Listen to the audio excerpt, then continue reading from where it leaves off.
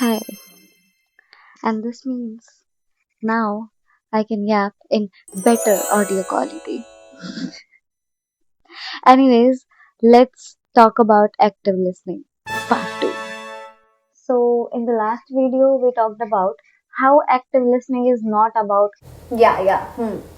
every 4 seconds, but it's about making people feel heard.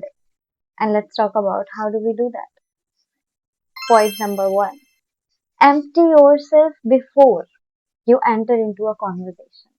Most people think listening is doing.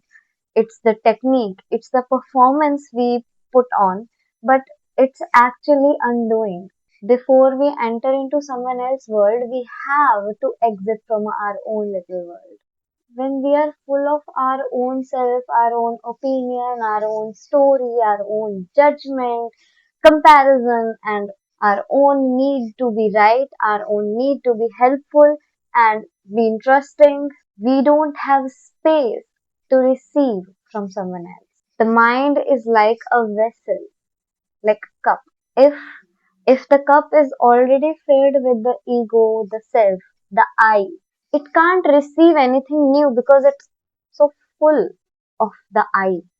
In psychology, we also call this autobiographical listening, where we filter what the other person is saying through the lens of our own life, experiences, and biases. And in this state, we don't listen, we edit, we overwrite. So, active listening is not a skill of addition, it's a skill of subtraction. You don't need to add things to listen, you just have to subtract the interference. And when our receiving container is empty, people fill it with their deepest truth because it feels safe to pour without interference. And this is where the practice begins. Because exiting yourself is not a poetic idea, it is a nervous system skill. Before any conversation, try this 20-30 seconds internal reset. Slow down for a moment and ask yourself, what am I carrying right now? And exhale, letting go of the ownership of your thought. Don't suppress, don't distract, but release.